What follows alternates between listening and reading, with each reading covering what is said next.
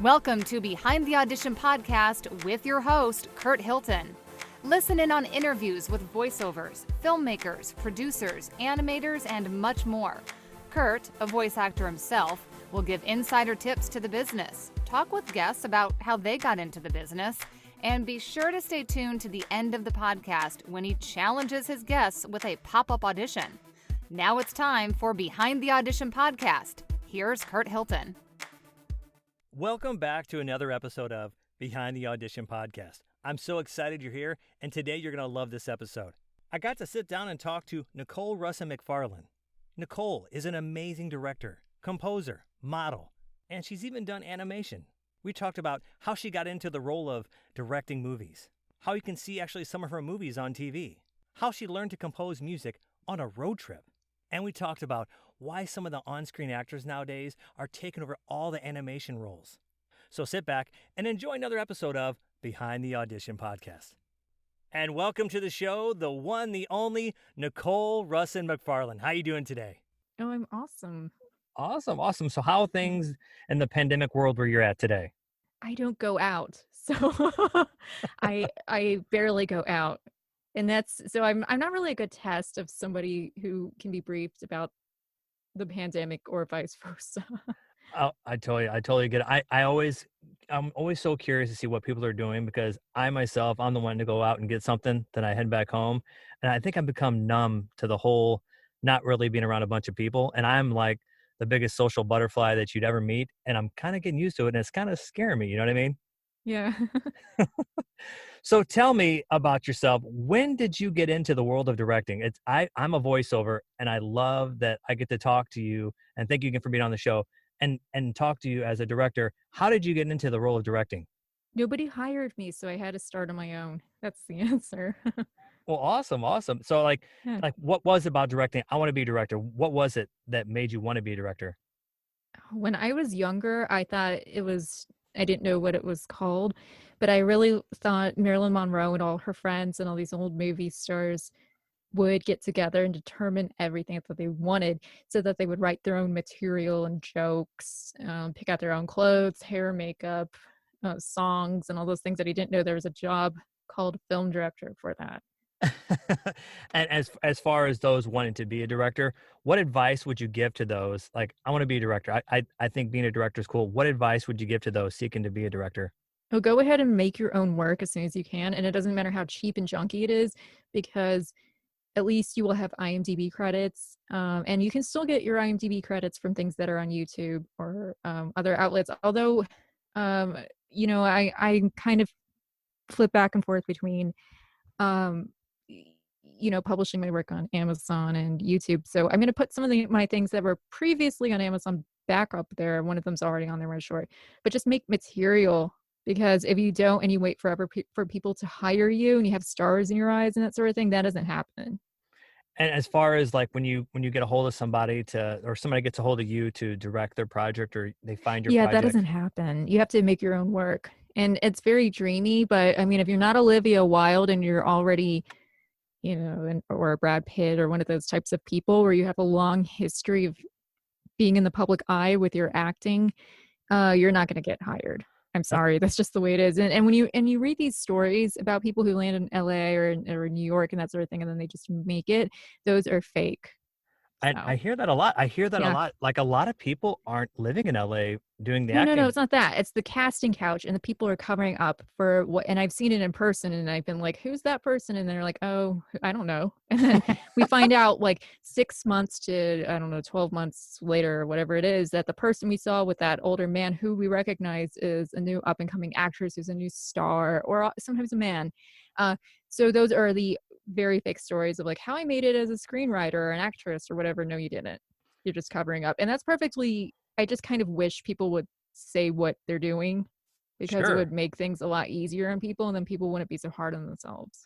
And I guess when I was talking about like moving to LA, do you see a lot of people like in all the world of entertainment, they don't do it like they used to. We're like, I'm moving to LA. I'm going to be a director, a voice actor. They do. No, they do. They all move to LA, and they become career waiters and waitresses. And it's not like I'm going to make fun of people with that, because I don't want to sound mean. That's just the way things are. If you want to be a career waiter or waitress, you show up in LA with no acting credits and go to acting classes that lead nowhere.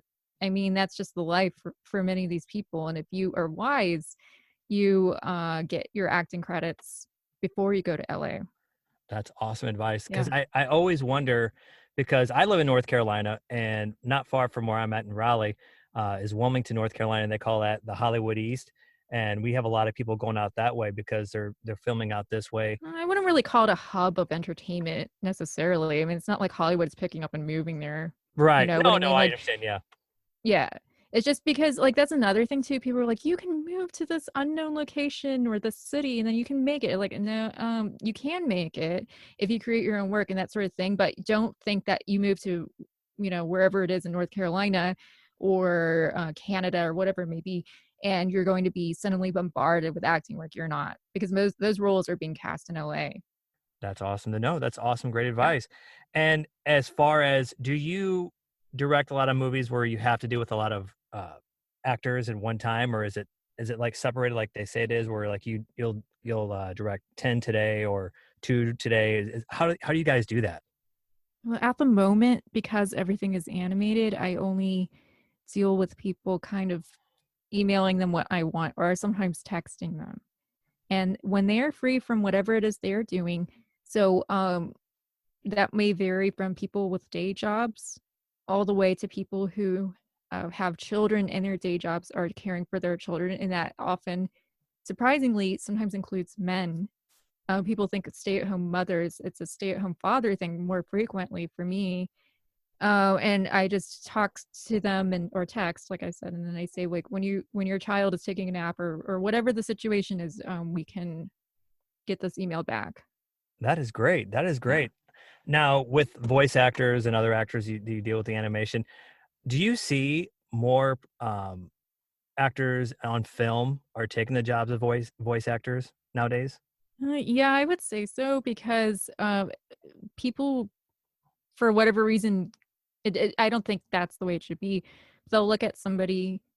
An example coming to mind is Adam Sandler and Selena Gomez in one movie, and then they say, let's put them there. When children and the target audience for the film don't, and I say target audience also meaning adults who love animation and funny things, those are the two crowds watching this, and they don't necessarily go watch a cartoon for those two people.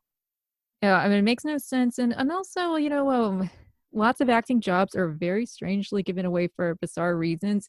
The other day, and I've heard different ones, but people have told me about, the famous one where somebody takes a stack of people, dumps half in the trash, and then the stack remaining gets shuffled through, and it's like a roulette type Oh my gosh. situation. I mean, really strange things. Sometimes people just somebody likes your haircut, or really, you have to remember some of the people casting can be pretty weird and some are very nice, but the world isn't all Mr. Rogers, so you don't understand some of the reasons you were placed in something. So that's one reason I push people to create their own work, because if you and your friends are making a short film or a feature, whatever it is, about people who get murdered going camping or whatever it is, you will get that job and you will get that IMDb credit. Whereas if you're doing the shuffle thing of, will my name end up on the floor or be thrown away, or somebody gets mad at me because one time I wrote I liked iced lattes on Instagram or whatever it is, those types of things, then you're kind of leaving your fate up to other people, and that's wrong. So create Wow. your own work. Oh Like, my goodness. yes, immediately create your own work. And I hear that from, I talk to some guests on the show, and when I reach out beforehand and I'll talk to individuals who are in the animation business, it truly is. It does seem like these big time on-screen actors are taking all the wishful jobs for these voice But actors that are in struggling, their defense, I will say that the reason also people give it to them is because they are more respectful. Because I have dealt with some people, I've actually had a fire over reasons like, I told a girl, your delivery is being kind of Regina George right now. This is, we're reading an old-timey story. You have one line in this. Is there any way you can be a little more subdued and casual? And I'll give you an example and I'll read it to you. And I emailed her sample of me reading it.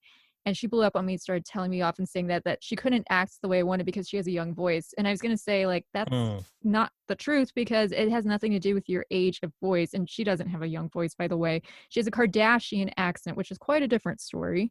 And also great actors can switch accents. Yeah. So she blew up on me and told me off. I had a person who I was making fun of myself online, mentioning that I had ADHD, and she wrote me privately a bunch of garbage and publicly, and just started telling me off. And I said, like, I'm sorry, but I'm removing you from this movie and replacing you.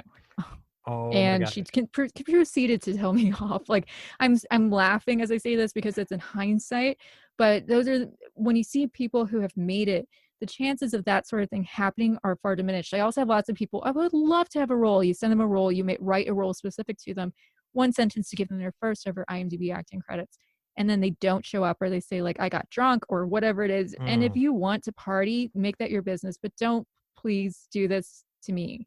So that's the reason most people, I think, hire actors with a history of showing up to work. Wow. And that's one reason that there's this negative stereotype of unknown actors and non-SAG and that sort of thing.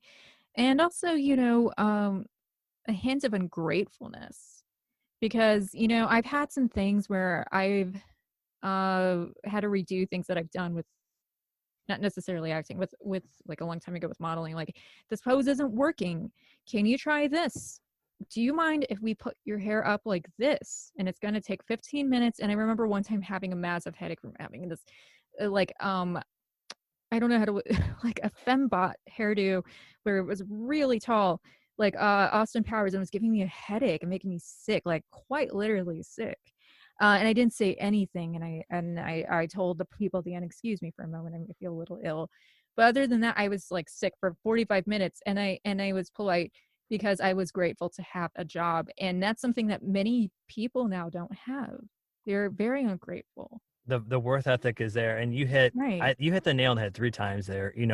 I was going to say I agree with you, because first thing, you don't ever tell the casting director or director how you're going to do it. You got to have thick skin. Number 2, I've learned real quick. And then number 3, worth ethic has to be there, because I guess I don't know too many of those, and that's unfortunate that you had to work with those.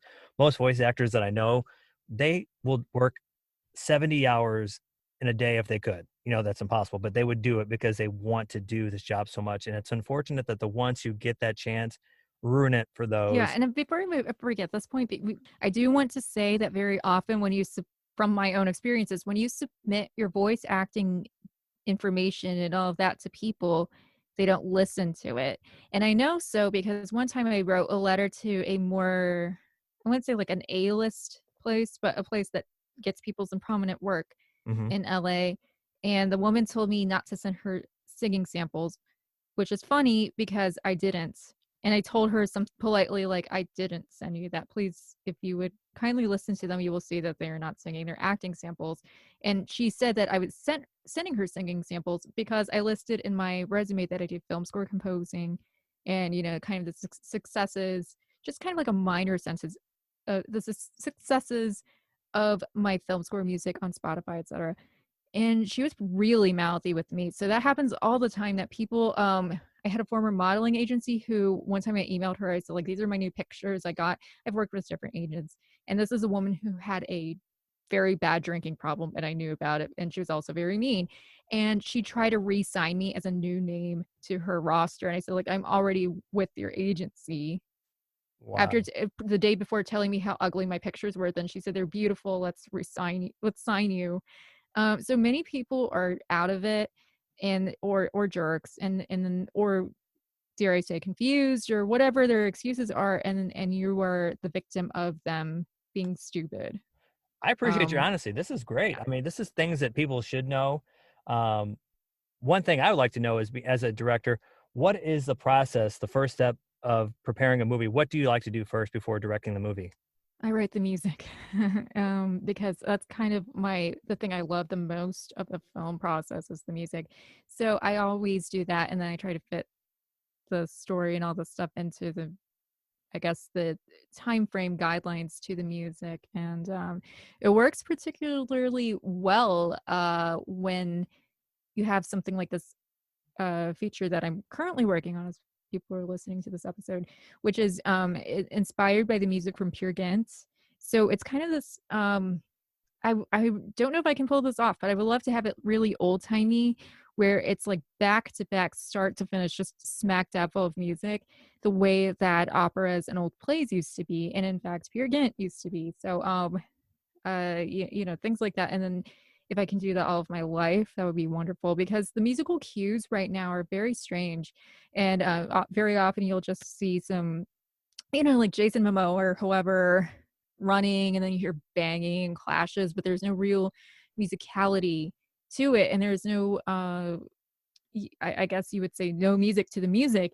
And that's a comment that everybody makes to me who is not in the film music industry or Hollywood for that matter. Like very successful and sometimes famous people from the business world or political world will mention that to me. Like the other day I did an interview with another person, and I said that this politician told me that watching a film, it sounded like stuff being flushed down a toilet, and suddenly the toilet is backing up and somebody's trying to fix it. And this person didn't understand why it sounded like plumbing. And I said, that's because it's very Emperor's New Clothes, and whatever you say is music, and it's suddenly music. And also sometimes you put the right name on it and it's taken seriously, and it's voila, music. And somebody else remarked to me about a trash truck picking up garbage cans and whatever, and all the banging. A lot of voiceovers, we don't know what it's like to be in a director's seat. And I did read your story about how you first learned how to compose, and on that trip to my old hometown, St. Louis. Yes. And if you could tell that story, I think that's a cool story. Okay, so I went to a bookstore in St. Louis, Missouri. And I say Missouri because I am from the Midwest. Because I know people say Missouri, and then I see all these. Don't say Missouri. That's all you got. Don't say Missouri. Yeah, I've heard Missouri. But like when newscasters are talking about election results and they say Missouri, and they cannot pronounce the state. It's like, I've been in Missouri millions and millions of times, backwards and forwards, particularly on weekends. And also at one point, my dad worked in Missouri part-time. So I'm really familiar with it. And I went to the bookstore, and on one particular trip, I got sheet music that was blank, and I just started writing, like thinking in my head, and it's actually very easy. It's like riding a bicycle. You might not win the Tour de France immediately, but you will get the hang of it. You will always know how to ride a bike. So it's actually really easy to write music. People don't know that. If you're already familiar with music homework, and sometimes you have to double check things, and I still, today I double check things, but it's pretty simple, and you just make sure it adds up to whatever it is, like 4/4, or the notes go with whatever it is. And I think I looked at my homework, and then I the other day, and I threw it away. That was probably stupid, but I actually had a paper of a song that I used in a short film that I think I wrote. I don't know when I wrote this particular thing, but I found the sheet music for it from when I was like, I want to say anywhere from 11 to 13. That's cool. Yeah. Wow. I know. So my youngest likes to watch, you talk about the animation. I love animation. I'm kind of old school, and I like the newer stuff. My son loves Room on the Broom. He loves to watch that one. And the music, I think, does make a big difference. So when you said that, I like to write music first, I think that's great. Because if you don't have good music, it's just this crazy animation going everywhere. And I think that's great that you choose music before you decide what you want to be in your movie. I think it's a great idea. As far as animation, do you do the animation yourself? Do you ever try doing that yourself? That is awesome. I've tried doing that. And I was like, I'm going to try to do an animation. I give it to you for having that much patience, because that's the most repetitive, like you had to have no stress at all, I guess, to do that. So how did that work for you the first time you did some animation? I got really mad and I threw it away. That's what happened.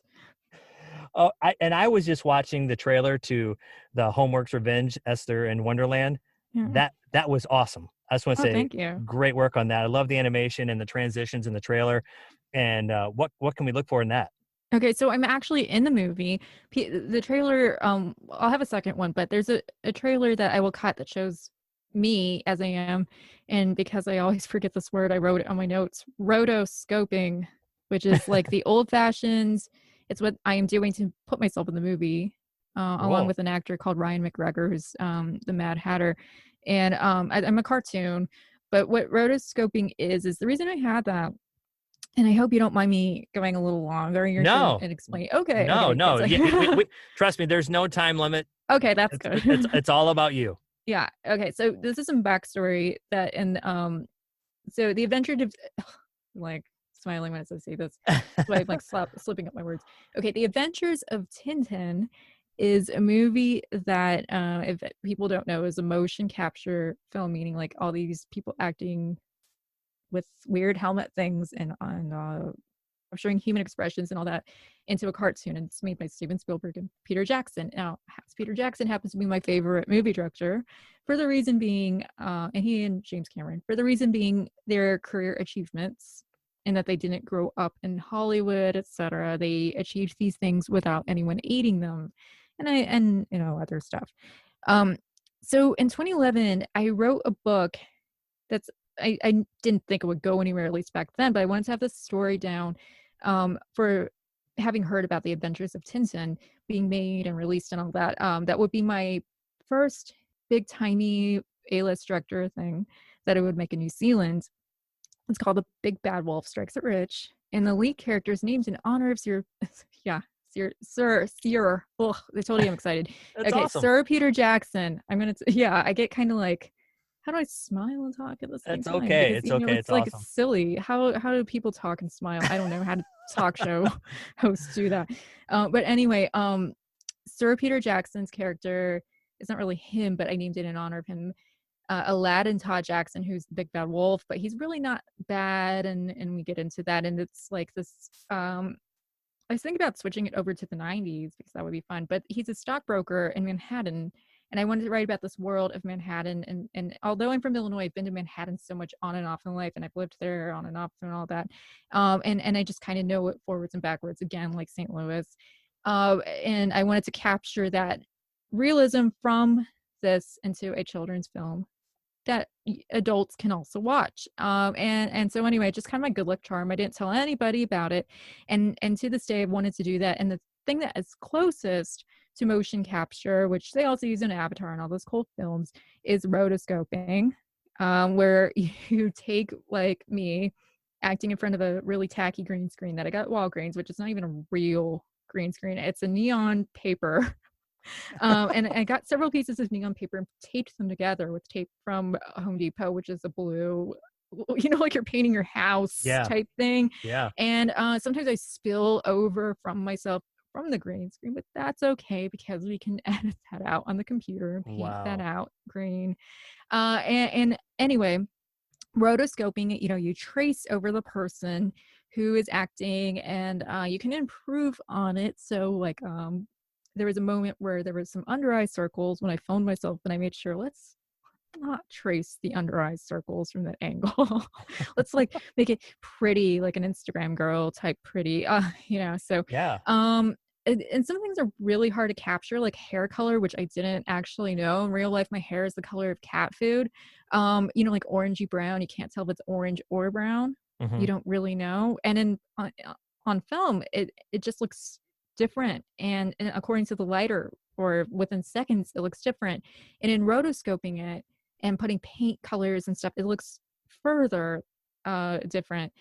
But anyway, rotoscoping is the closest you can get to motion capture, and there's a very specific reason I wanted to do this, which is to prove to people I am responsible enough to go down to New Zealand. And I don't know when people will give me the money, but you need lots of money to make one of those movies. One of the misconceptions that people have is that you cannot book time, and that's completely false. You can absolutely book time. You and your friends from, high school or whatever could go down to New Zealand and make a movie, Peter Jackson's Backlot or whatever it is. But you need heaps of money, and you probably don't have that. So you need to go to investors and do like Dr. Evil and ask them for $1 billion or whatever it is that you want, and put your finger, like, hi, and do the weird voice, and like, I'm trying to people can't see me, but I'm just like imitating it. No, it's fine. Yeah. I visualize it. I totally can see it. Yeah, and you do that, and you know, like if you wear your gray jumpsuit, that helps probably. I don't know. But you do that and you ask for a bunch of money, and you probably should have some directing credits when you do that. So yeah, that's why I wanted to do that. And also we go into things, it's actually Alice in Wonderland, so back to what the first question was. Alice in Wonderland kind of retold through my life, and also using Peer Gynt because the music is the story. So we have the theme from Peer Gynt, To Thyself Be True. And I cannot promise that people will like the movie, but they will like the music and they will think it's very personal. And I always tell people it's the most personal film in animation that anyone has seen in decades. I can guarantee that. That At sounds any really budget. cool. Yeah. So I'm excited to see it. So where can we see it and when can we see it? I don't know when. I'm going to try to finish it by the end of 2020. And I said worst case scenario, January 2021. I would like it to be on Amazon. We'll see. I would love to know, because I see some of these movies. I didn't know. I don't know. I don't know if this is the way how it goes. So there's a couple movies on Amazon Prime. So as a director, for example, I saw a shark movie and it looked like they filmed it in like a quarry, and it was like one of those B-rated shark movies that they pull you in, kind of like Sharknado, but you know what I mean? Is it hard to get your movie on Amazon? Is that hard to Well, do? I'm not using the one that people use ordinarily. I kind of switched over, so I'm using a distributor called Film Hub, Okay. and they distribute indie features and also sometimes award-winning things. And they just kind of shop around your stuff to different people. So it could be that they shop you to Amazon, and then 6 months later they will find you. Mind you, I just started with them, so I'm speaking like, oh yes, with my No, pipe, that's like, oh yes, young people. When I was, you know, like, and you know, like I know everything. I think I only signed the thing with them and signed up for it a month ago, and so and there are some things that have been you know, I just need to switch back from Amazon, the personal uploader, to them, because I like that they can shop me around to apps that are also not Amazon. And frequently what we find is that and I've discussed this with gentlemen before, who I guess you would say film industry folks. Many people do not like to buy or rent movies, but they will stream them. And you can have examples of, and it's not his case, but say somebody like a Bradley Cooper has a film out and nobody's renting it and nobody's buying it. How do people know about this film? Right? Oh, So, okay. you know, it doesn't matter if you are on iTunes sometimes. You know, of course, if you're The Shape of Water and you've won an Oscar, yeah, go for it, be on iTunes. But for me, I have not won an Oscar, much less been nominated right now. So that's going to be a little bit of a wait. And I need to do something. I need people to see my work. So I'm all for streaming at this point. And especially with movie theaters closing, I really need to be streamed. So that's why cool. one reason I recommend.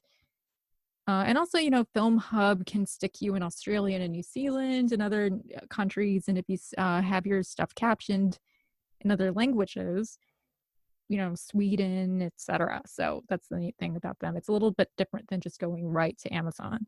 See, I was always curious about that because I wrote some music myself, not wrote it like me singing, but like beats, because I run a DJ business also. And I went through some distributors like Disco, I forgot what was DistroKid. Yeah, Distro. I always get the confused. It's been probably a couple of years since I did that. And I did a couple of meditation music beds, and I didn't know how film worked. And that's good. I guess it's the same way where you send it to them and they distribute through these streaming services. But I'm excited to see some of your work, because I think when I watched the trailer and I looked at your page and I saw your work, I think it's great to help support these directors with such creative minds. And I think you have a very creative mind. I'm excited to share your work with everybody out there. I guess another question I have would be when you go to these film festivals, take us on a trip with that. Is that really cool to do? Because I always see those on TV. That looks like a pretty cool place to go to. If you have an appointment with the person before, if you just show up and you're like, hey, I want to meet you, that's not cool. And you're behind a line of people trampling the poor filmmaker who may be shorter than you are. So you want to make sure that you email the filmmaker before, I want to meet you at your event, and you know, like chat with you on my you know, in a video for my website, etc. Always have a plan. That's Although I will say that last time I did meet people I didn't expect to meet, and also the first time I went to I've gone to events all my life, but for some reason never really started going to film festivals until much later. So the first time I went to the Austin Film Festival, I met a guy from Illinois who had a film at the festival. I met him when he was buying popcorn, and we did an interview. wow. It was fun. That is super cool. I was always curious about those. So is that like more of like a meet and greet and kind of get to know each other kind of place? It's not really No. Okay. You like I try to make sure that before the festival begins, I have a relationship with the people and a plan that I'm going to the festival and I'm going to meet these people or the friend of a friend or whoever they are. I don't like showing up. Wow, that totally makes sense. Yeah, because that would you get there and like, hey, I'm not prepared. So my last question, as far as a writer, do you prefer writing or directing? Which one do you prefer most? Directing. Directing? What is it about directing that you like better than writing? That I don't have to write. It's evil like that. No. I like that I don't have to write. Although I do write the films and I may direct things that I don't write, but I actually I just think it's more fun. It sounds like, you know, that I'm so glad I got to have this interview with you because, again, as a voice actor, I'm always curious what it's like to be in a director's chair because you'll see directors that used to be actors, voice actors, they jump in your seat. And it just seems like your job is the hardest. You have to deal with everybody. There's going to be divas, you know, and people that don't, you know, you've told us about a couple that may have an attitude. Yeah. And I give it up to you. And we have this thing called the audition challenge. And I do it for everybody, even if you're a director. I'm going to give you a line. I'm going to put you in the seat of the voice actor.